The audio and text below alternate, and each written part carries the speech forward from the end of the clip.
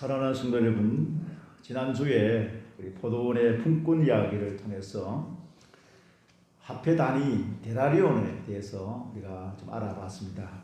오늘은 예수님의 비유 중에서 달란트 비유를 말씀을 드리려고 합니다. 그런데 제가 이 달란트 비유를 말씀을 드리기 전에 이 예수님 당시에 이 화폐 단위를 좀 알아야 이 달란트 비유를 이해하기가 쉽겠다는 생각을 해봤습니다. 그래서 다음 주에 이 달란트 비유는 참 중요한 비유입니다. 이단들도 이 달란트 비유를 통해서 자신들의 교리를 우리 목사님들이 이 달란트 비유를 참 많이 설교를 많이 했습니다.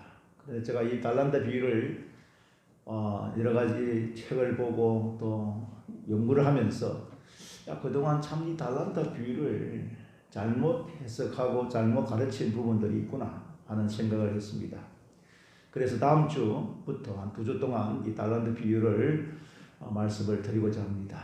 오늘은 달란트 비유를, 즉 달란트라는 화폐 단위가 그 당시에 또 다른 어떤 화폐 단위가 있는지를 살펴보겠습니다. 우리가 데나리온 알았죠? 달란트, 또 그 다음에 세겔, 드라쿠마, 문화, 이 정도는 여러분들 이제 성경에 나오는 화폐 단위를 좀 이제 생소하지만은 알고 있습니다. 그런데 이 단어, 이 화폐 단위를 알려면 우리 성경의 역사, 그리고 그다음 특별히 이스라엘의 민족의 종교, 역사, 그리고 문화를 우리 알아야 이해를 할 수 있습니다. 사랑하는 성도 여러분, 우리 구약 성경은 하나님께서 구약의 사사들과 선지자들을 통해서 하나님의 구원 역사, 즉 구속사라고 하죠. 하나님의 구원 역사가 바로 구약 성경입니다. 신약 성경은 예수님과 제자들을 통해서 이스라엘 민족에게 행하셨던 역사적인 사건들과 그리고 바른 신앙을 가르치기 위해서 쓰여진 성경이 바로 신약 성경입니다. 그러니까 구약 성경이나 신약 성경의 핵심 주제, 그것은 바로 하나님의 구원 역사입니다. 이걸 다른 말로 구속사라고 합니다. 예수님의 오시기 전에 BC라고 하죠. 기원전에 있는 구약 성경에 또 바로 주인공이 예수님이시고, 예수님께서 이 땅에 오셔서 지금까지 이 신약 성경의 모든 핵심의 주인공은 바로 하나님 나라와 바로 예수님이십니다. 우리가 그것을 알고 성경을 읽어야 이해가 쉽습니다. 여러분, 성경을 읽다 보면은 도무지 이해도 안 가고, 또 특별히 창세기를 읽었는데 출애굽기까지는 좋은데 어디 가서 막힙니까?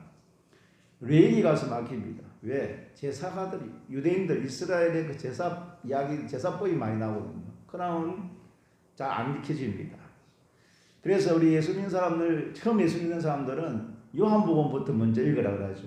아주 쉽게 우리 개인적인 구원에 관한 말씀이기 때문에 그렇습니다. 자, 그러면 이 이스라엘 민족이 시대마다 이제 역사적인 그 배경, 문화, 흔적들을 볼 수 있는데 그 가운데 항상 화폐가 나옵니다. 돈이 나옵니다. 그래서 이 사복음서, 우리 예수님의 사역을 기록한 사복음서를 보면은 예수님의 사역을 하시면서 제자들이 이제 그 예수님의 사역을 보고 기록한 것이 바로 마태복음이거든요. 누가복음, 그 다음에 마가복음, 요한복음, 이것을 사복음서라고 합니다. 그러면 그 당시에 보면은 그 사복음서를 읽다 보면은 화폐들이, 단위들이 많이 나와요. 그래서 그 당시 어떤 화폐들이 통용되었는지 우리는 좀 알아야 이 달란트 비유를 이해가 할 수 있습니다. 자, 우리 한국 사회, 특별히 또 국제사회에서 통용되는 화폐 단위를 여러분들 알고 계시죠? 한국은 무엇을 씁니까? 원. 아유, 잘 알고 계시네요. 미국은 달러, 중국은 유안, 일본은 엔. 그럼 저기 유럽을 가가지고, 지금 유럽파를 하지만은 영국은 무엇일까요? 예? 저도 잘 모르겠습니다. 전부 가보지를 안 됐어요. 사랑하는 성도 여러분, 이스라엘 역사를 살펴보면은 이스라엘 민족들이 처음에 여러분들 구약 성경을 다시 한번 창세기로 가봅시다. 거기에 보면은 하나님께서 이스라엘 백성들을 선택했어요. 선민이라고 그러잖아요, 그죠? 그래서 이들이 애굽에서 종살이 하고 있는 애굽에 종살이 이스라엘 백성들을 이제 탈출을 시켰습니다. 모세가 탈출을 시켜가지고 광야에 갔습니다. 광야에서 몇 년 동안 살았어요? 40년 동안 살았습니다. 그 다음에 여호수아 이제 지도자가 가나안 땅을 정복하고 가나안 땅에서 살게 되어졌어요.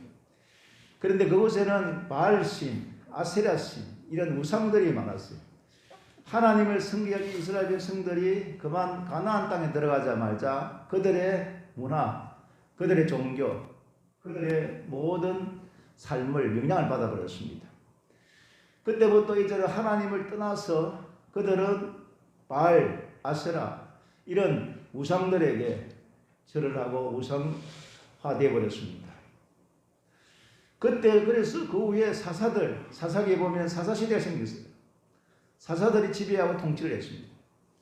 그 말은 무슨 말이냐면 자기의 소견에 옳은 대로 살았다는 이야기입니다. 하나님 없이 사사기를 읽어보면 하나님은 없고 자기의 소견에 옳은 대로 행하였더라.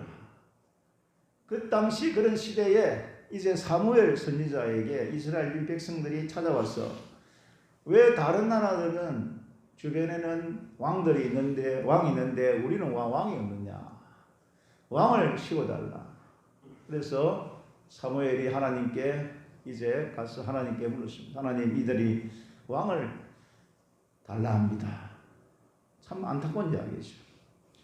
그래서 이스라엘 백성들이 자기들이 왕을 달라고 하는 요구에 하나님께서는 허락을 했어요. 그때부터 이제 이스라엘에는 국가가 생겼습니다. 왕이 생겼죠. 그 초대 왕이 누구죠? 이스라엘 초대 왕이 누구예요? 사울 왕이죠. 그 다음 두 번째 왕이 누굽니까? 다윗 왕이죠. 세 번째는 누구죠? 솔로몬 왕. 여러분, 이 세 왕이 다스리는 시대를 통일왕국 시대라고 해요. 그리고 통일왕국 시대가 끝나고 난 다음에 조금 하스몬이라는 왕국이 있었습니다. 그 다음 난 다음에 솔로몬이 죽었습니다. 죽고 난 다음에 통일왕국이 분열되었습니다. 분열되었는데 뒤에 보면은 선지서들이 많이 나오죠. 거기에 보면은 이제 남유다와 북이스라엘이 분열됩니다. 여러분, 남유다와 북이스라엘이 분열되면서 그때부터 이제 남북 왕조 시대가 생겨난 것입니다. 그리고 난 다음에 솔로몬이 죽은 이후에 이스라엘은 분열되면서 이제 다른 나라의 지배를 받습니다. 북이스라엘은 아수르의 지배를 받고 그 다음 남유다는 어디에 지배를 받습니까? 어디에? 성경에 많이 나오잖아요. 남유다는 바벨론에 포로로 다 잡혀가잖아요. 바벨론이 통치를 하게 됩니다. 귀족들, 그 다음에 지식인들, 그리고 기술자들 다 바벨론으로 포로로 잡혀가는 거죠. 여러분 다니엘서 읽어보면 다니엘이 다 포로로 잡혀갔잖아요. 그곳에서 이제 하나님을 섬기면서 지냈고, 그리고 그 후에 많은 소선지서들을 읽어보면은 그때부터 이제 그들은 포로 생활을 하게 된 겁니다. 그런데 이 바벨론도 오래가지 못합니다. 바벨론이 어디에 나라에 의해서 망하냐면 페르시아에게 망합니다. 이 페르시아도 역시 오래가지를 못하죠. 유대민족은 다시 알렉산드리아 대왕이 이제 페르시아 세력을, 페르시아가 지금 이란이죠, 다 물리치고 난 다음에 이제 새로운 지배국가가 생기는데 그 지배국가가 뭐냐면 바로 그리스입니다. 여러분, 이 그리스 문화가 바로 유대민족에게 많은 영향을 미칩니다. 그래서 신약 성경이 헬라어로 기록된 것은 바로 이 그리스가 통치를 했기 때문에 그렇습니다. 알렉산더가 젊은 나이에 알 수 없는 병을 다 죽게 됩니다. 그때부터 동양과 서양의 대륙을 지배했던 알렉산드리아가 죽고 난 다음에 세력이 분열됩니다. 그 틈을 타서 로마군이 정벌을 하기 시작합니다. 그래서 이 로마군이 이스라엘을 정복을 하죠. 이제 이스라엘 민족은 로마의 제국의 속국이 됩니다. 이스라엘 기원전 722년에 망한 후에 1948년 5월 14일 날 이스라엘이 독립국가가 됩니다. 이스라엘 민족이 망하고 난 다음에 2000년을 지난 다음에 예언대로 디아스포라 흩어진 유대인들이 다시 이제 돌아오게 되죠. 그 당시에는 팔레스타인에는 다른 사람들이 살고 있었는데 다 쫓겨내고 그 당시 이제 지금 이스라엘이 이제 살고 있는 거예요. 자, 그러면 예수님 당시에는 어떤 세력들이 유대를 지배했습니까? 바로 로마입니다. 로마 제국이 정치적인 주권을 내주고 로마 총독이 지배를 하는데 지배 방법이 뭐냐면 자치구역을 만들어서 분봉왕을 파송합니다. 그 분봉왕이 누구냐면 헤롯 대왕입니다. 그러니까 그 당시 예수님이 이 세상에 오시는 그 당시에는 이런 정치, 종교, 역사, 문화가 로마 제국, 로마 세력들이 지배하고 통치했는데 이 로마 제국이 황제가 파송을 한 거예요. 유대 이스라엘의 분봉왕으로 파송을 한 왕이 헤롯 왕입니다. 이런 역사적인 배경을 알고 우리가 신약 성경을 읽고 복음서를 읽으면 이해하기가 쉬운 거죠. 자, 그러면 이스라엘 민족은 이런 민족적 수단과 끊이지 않는 전쟁통에 살고 있었습니다. 얼마나 힘들고 어려운 역사적인 배경을 가지고 있겠습니까? 그런 가운데 예수님께서 복음을 전하시고 그 다음에 그 당시에 통용되었던 화폐들이 이제 사복음서에서 볼 수가 있는 것입니다. 자, 그럼 먼저 제가 이걸 더 많은 시간이 있다면은 자세히 설명을 드리겠지만은 오늘은 주제가 화폐니까 먼저 이 화폐 단위를 여기에 보시길 바랍니다. 자, 유대는 세겔, 문화, 달란트, 고드라트고 로마는 아사리온, 데나리온, 헬라가 바로 그리스입니다. 렙돈, 드라크마. 그러니까 그 당시에 유대 이스라엘들, 로마들, 그 다음에 헬라, 그리스 이 세 나라의 화폐가 다 섞여서 통용되어 있는 거예요. 여러분들이 성경을 읽다가 화폐가 나오거든. 자, 여러분 여기 보면 세겔은 어느 민족의 화폐입니까? 유대, 문화, 달란트. 그러니까 오늘 달란트는 유대죠. 달란트. 그 다음에 로마, 아사리온, 데나리온 왜 하죠? 그 다음에 그리스, 드라크마. 그러면 다른 거는 다 빼고 이 세겔은 유대, 그 다음에 달란트 유대, 로마는 데나리온, 그리스는 드라크마. 우리가 큼직큼직하게 알고 있는 그런 화폐들입니다. 그러니까 이런 화폐들이 그 당시에 통용되고 있었다는 겁니다.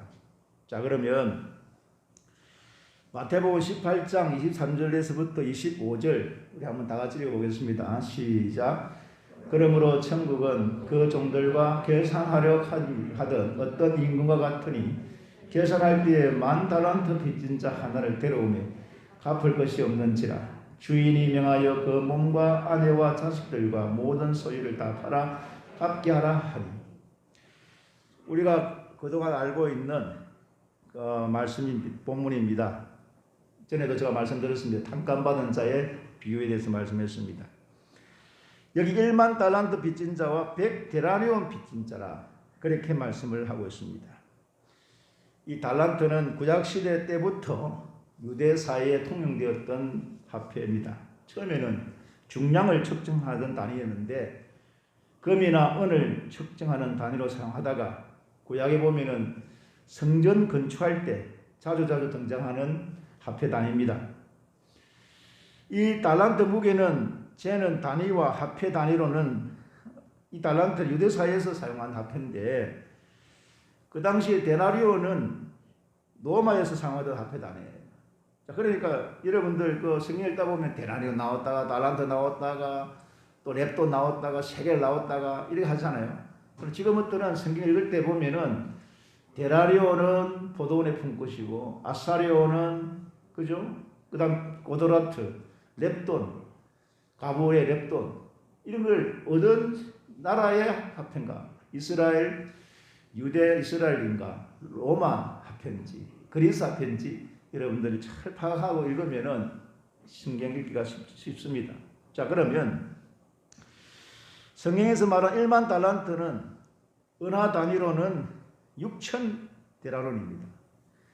6천 데나리온, 1만 달란트. 여러분, 이게 얼마나 되느냐? 돈이 얼마나 되느냐? 요즘 계산되면은 25억이 25억. 예. 1만 달란트, 1달란트에 6억이에요. 자, 그러면 생각해 보십시오. 10,000달란트는 16만 년 일한 값이고 1달란트는 16년간 일한 값이고 100데나리온은 100일 일한 값이고 1데나리온은 하루 일한 값이에요. 자, 그러면 단위 중에 최고 높은 단위가 뭐죠? 금방 이야기했는데 최고 성경에 나온 화폐 단위 중에 가장 높은 단위가 뭐죠? 예? 달란트. 자, 그러면 왜 이 예수님께서 1만 달란트 빚진 자라 그렇게 말씀하셨을까요? 1만 달란트는 도무지 갚을 수 없는 돈입니다. 빚진 자가 아무리 갚아도 갚을 수 없는 돈이 1만 달란트죠. 그 말은 무슨 말이냐면은 1만 달란트가 상징하는 것은 바로 죄값입니다. 죄값. 우리가 받아야 할 죄값이죠. 도무지 갚을 수 없는 나의 죄를 예수님께서 십자가에 못 박혀 살을 찌으시고 피를 흘려 죽어주심으로 누구든지 예수님께서 나의 죄를 대신하여 죽어주신 것을 믿는 자는 모든 죄값을 다 용서해 주셨다는 말씀입니다. 누구든지 예수님이 나의 죄를 대신하여 죽으심을 믿는 자는 죄 사함을 받는다는 말씀입니다. 이것이 복음입니다. 1만 달란트 빚진 거. 도무지 내 스스로 인간으로서는 갚을 수 없는 그 돈 액수입니다. 그 돈을, 그 액수를 예수님께서 죄값을 다 갚아주셨다는 말씀입니다. 사랑하는 성도 여러분, 여기서 우리가 받을 교훈과 영적으로 우리가 받을 은혜가 무엇입니까? 나 같은 죄인이 정말 너무 많이 지은 이 죄인을 예수님께서 용서해 주셨다는 겁니다. 왜 사랑인지 왜 은혜인지 내가 이 지은 죄를 도무지 갚을 수 없는 나의 죄를 예수님께서 다 갚아 주셨다는 것입니다. 그러므로 이것을 믿는 자는 죄 사함을 받은 줄로 확신하시기를 주의 이름으로 축원합니다. 자, 그렇다면 우리가 하나님의 엄청난 사랑을 받았고 예수님께서 내 죄를 대신하여 죽으시기까지 나를 사랑하셨던 그 놀라운 하나님의 그 사랑을 받은 우리가 어떻게 살아야 됩니까? 여러분, 이 예수님의 비유에서 그 데나리온 얼마 되지 않는 그 빚을 지었다고 이 1만 달란트나 용서함을 받은 자가 그 자를 향하여 용서하지 못하고 감옥에 가두는 그런 악행을 저질지 않습니까? 우리가 저와 여러분들이 하나님의 놀라운 사랑을 받은 우리가 도무지 갚을 길이 없는 죄값을 예수님이 대신 갚아주셨는데 그 은혜를 받고 그 사랑을 받았다면 우리가 어떻게 살아야 되겠어요? 우리도 다른 사람을 어떻게 대하고 어떻게 해야 되겠습니까? 예수님의 이 달란트, 이 비유에 1만 탕감받은 자의 비유에서 말씀하시는 예수님의 뜻은 너도 내가 너를 용서해 주었으니까 너도 다른 사람을 용서하는 겁니다. 아무리 빚을 많이 져도 얼마 되지 않는 빚이라도 이제는 네가 그 엄청난 사랑을 빚을 탕감받았으니 갚아라는 거예요.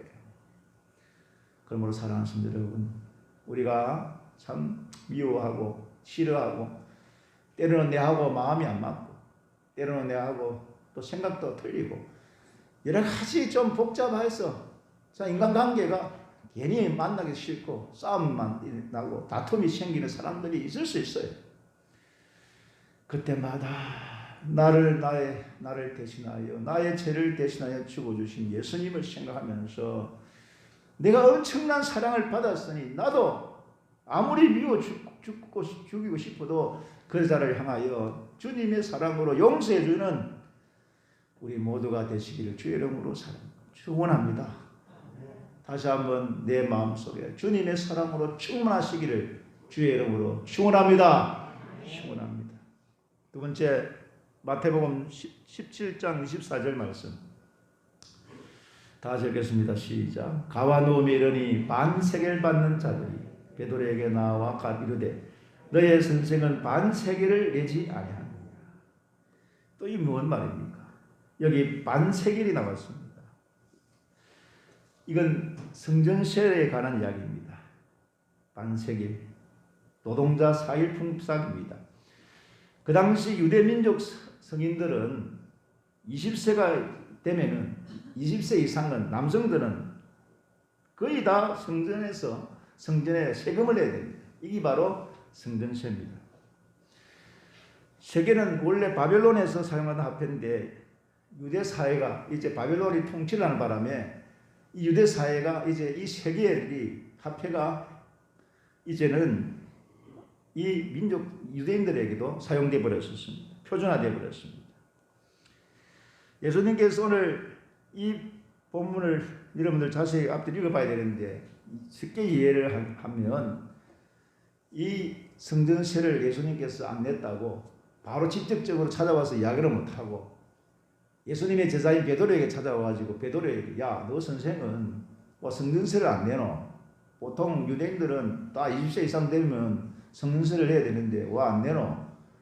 요렇게 이제 예수님께 직접 찾아가지 않냐고 베드로에게 물은 거예요. 베드로가 예수님께 성전세를 내라 합니다.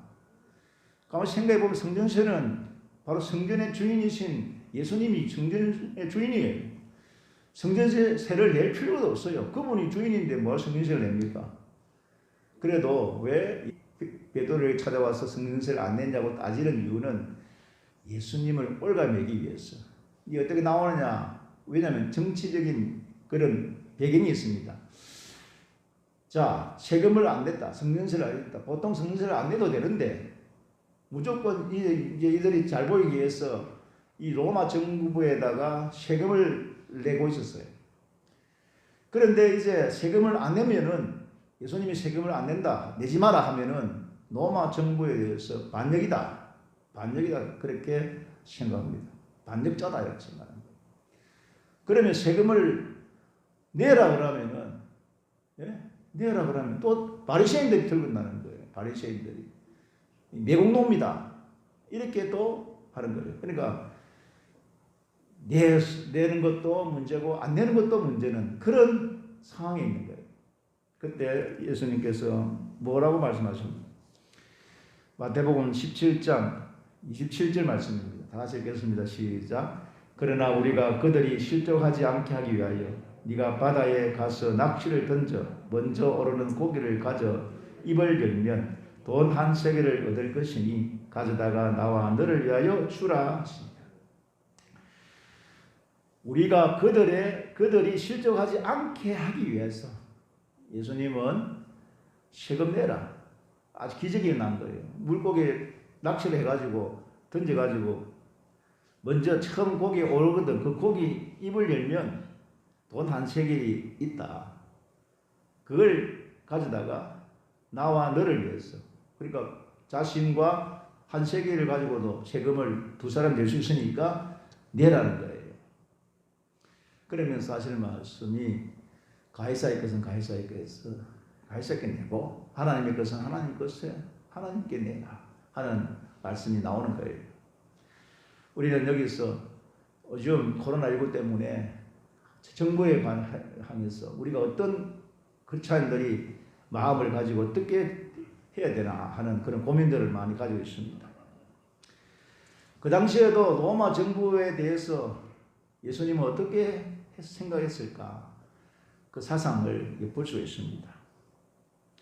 오늘 이 성전세 납부하는 문제로 이걸 가지고 어제 다르게 해석을 하는 분들도 많이 있어요.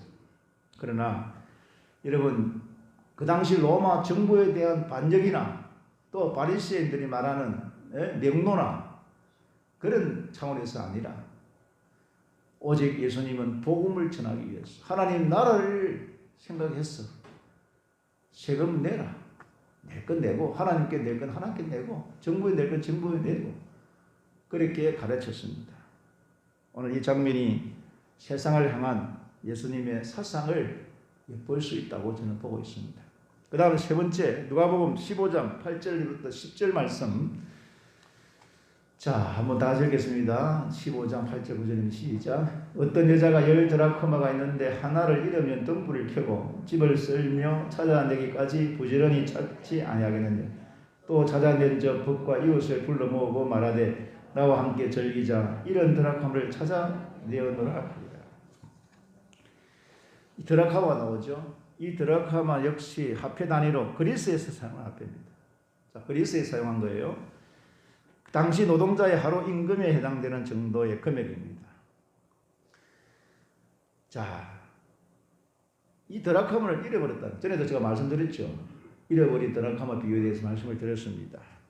그 당시 이제 요즘은 약혼을 하면은 결혼식 하기 앞두고 정혼자에게 뭘 줍니까?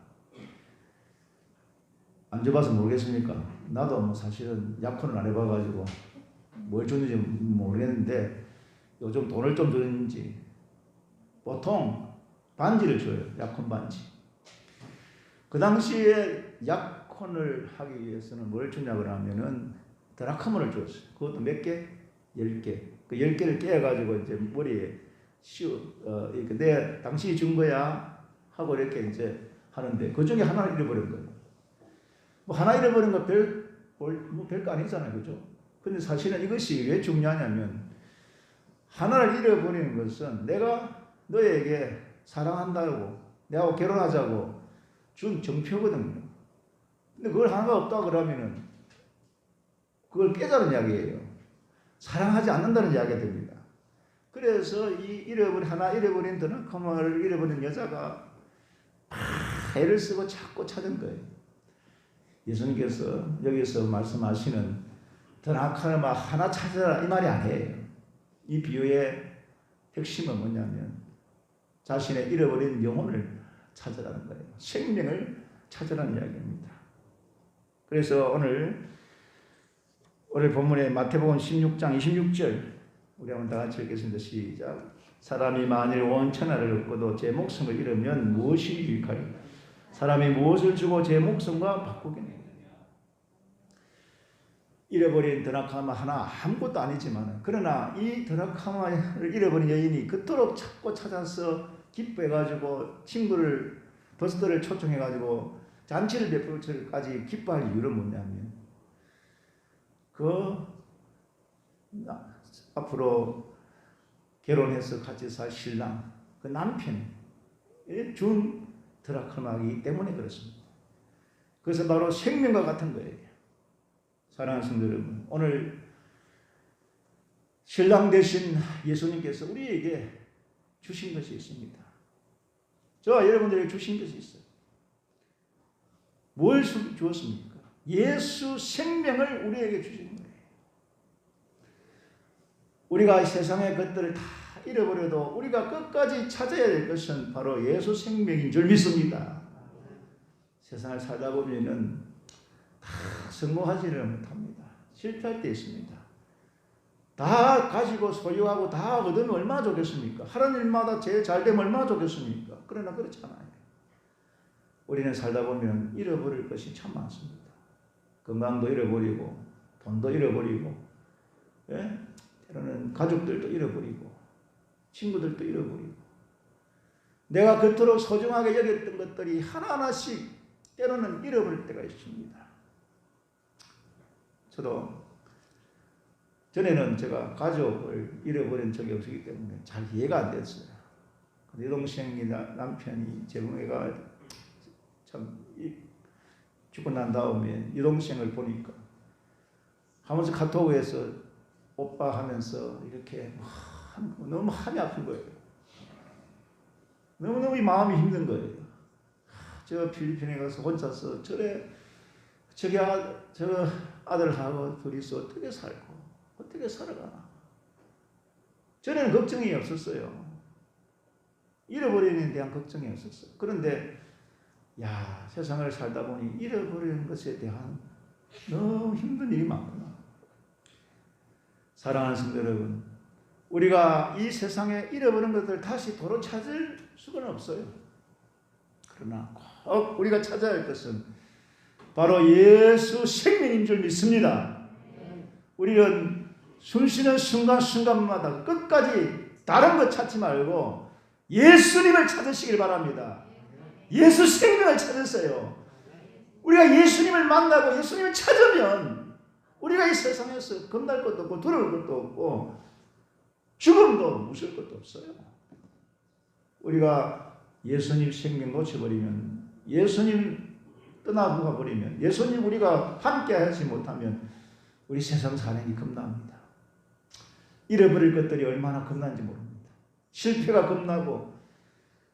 그러므로 사랑하는 성도 여러분, 우리 모두가 이 한란을 만난 이때에 우리가 끝까지 잃어버릴 것들이 많을지라도 찾아야 할 것이 있는데 그것은 바로 예수 생명인 줄 믿으시길 바랍니다.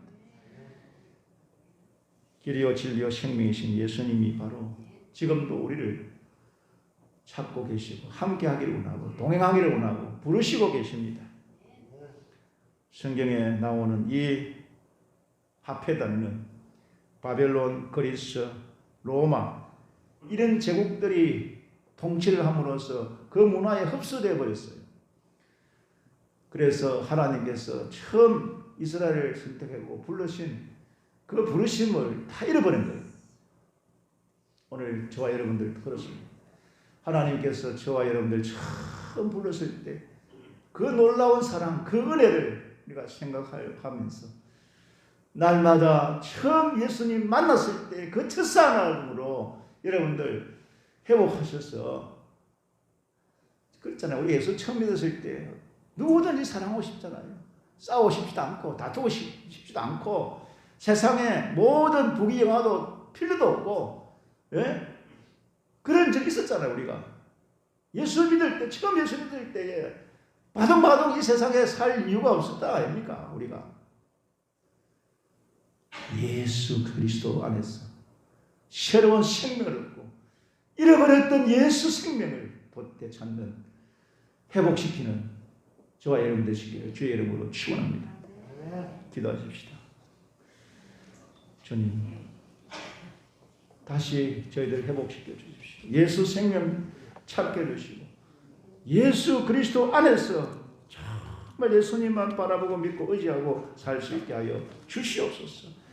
나 같은 죄인을 용서하시고 사랑해 주셨던 하나님의 그 크신 사랑을 가지고 다른 사람들을 다투지 않고 싸우지 않고 다 용서하고 사랑할 수 있도록 은혜를 베풀어 달라고 우리 함께 동성으로 기도하겠습니다. 살아계신 하나님 아버지 감사합니다. 오늘도 주신 말씀을 붙잡고 하나님의 생각을 이 큰 환난과 어려운 세상 가운데 우리가 사는 것이 두렵고 겁나고 무서운 것들이 많고 질병과 이 코로나라고 하는 이 바이러스 너무나 아버지 안담한 이 현실 앞에서도 우리가 다 잃어버린 것이 다 잃어버릴지라도 예수 생명 예수 그리스도 안에서 우리가 예수님을 붙잡고 예수 생명 안에서 살아가는 저희들의 삶이 될 수 있도록 하나님께서 은혜를 베풀어 주시고 도와주시옵소서. 오늘도 우리 영광에 살아가는 성도들이 다시 예수님으로 회복시켜 주십시오. 예수 생명으로 회복시켜 주십시오. 이 세상을 담대하게 예수님과 함께 살아갈 때에 무서울 것도 없고 두려울 것도 없고 겁이 날 것도 없는 세상으로 살아가게 하여 주시옵소서.